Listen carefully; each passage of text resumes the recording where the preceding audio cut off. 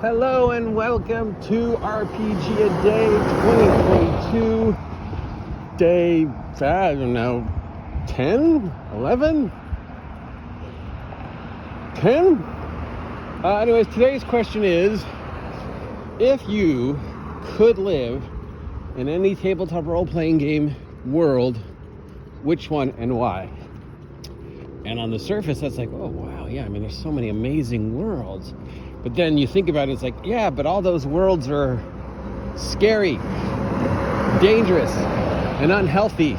And a large percentage of them don't have running water or soap. Oh, but Star Trek, what do you mean Star Trek? Every week they're getting attacked by a different alien. Oh, well, you could just run in a game modern world. I'm sorry, have you seen the worlds of modern world role-playing games? They're constantly being bombarded by supervillains or vampires. The normal world is dangerous enough. Why would I want to live in a make-believe world that is more dangerous than the real world? You know? That's like the question, if you could date one of your tabletop role-playing game characters, which one would it be? And the answer is none, because they're made up. None of the worlds are real. They're made up. I mean, sure, if we're going to go into multiverse theory, then I guess all those worlds exist somewhere. But this is the world I live in. It's not great. In fact, it's fucking awful. But it is what it is. And I 90% of me is nope, I wouldn't want to live in a tabletop role-playing game world. But 10% of me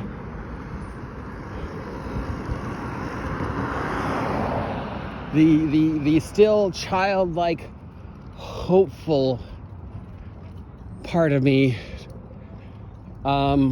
if I could choose any tabletop role-playing game world, it would be the world of Middle Earth from any of the tabletop role-playing games that have done Middle Earth. And I'd want to live in the Shire. I mean, yeah, Rivendell would be nice too, the music and the elves and the trees and the beauty, but I always feel like you'd sort of feel out of place in Rivendell, even if you were an elf. Rivendell, at least in the Third Age, is kind of a sad place. You know, maybe in the First and Second Age it was happier, but by the time we're first exposed to it, it's sort of a sad place. No, I'd want to live in the Shire. I'd want a nice little hobbit hole on the top of a hill underneath a big tree. I'd want a porch where I could sit on the porch and drink my hobbit mead, eat my 47 meals a day, smoke my hobbit mead, oh, Colby, and have a dog and enjoy my retirement.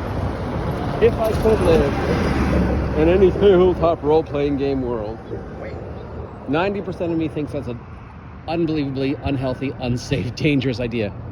But there's 10% of me, the dream me, the me that just wants to sit down under a tree with a dog and just enjoy the serene pastoral countryside. If I could retire, I'd go to the Shire. That's my idea of heaven, I guess. You know, a tree, a dog, a porch, a sunset,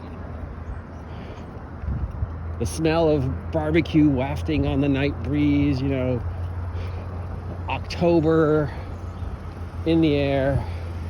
And that's just me with my dog under a tree on my porch, just watching the afternoon fade to evening. That would be heaven for me. So if I could honestly live in a tabletop role-playing game world, and I'm sharing a lot with you guys, it would be the Shire. It would be the Shire in a little hobbit hole.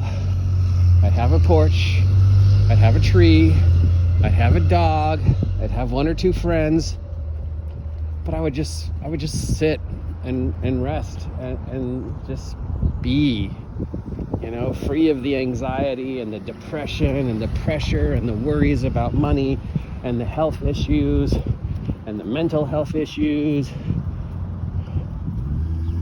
Just and the noise and the PTS. I would just want to retire to the Shire.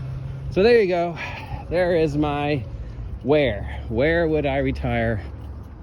Where would I want to go if I lived in a tabletop role-playing game? But that says, most of the tabletop role-playing game worlds are incredibly unsafe. But yeah, I'd pick the Shire. Anyways, I'm the OG GM. Where would you, listener, if you could retire, if you could live in any tabletop role-playing game world, which one would you live in?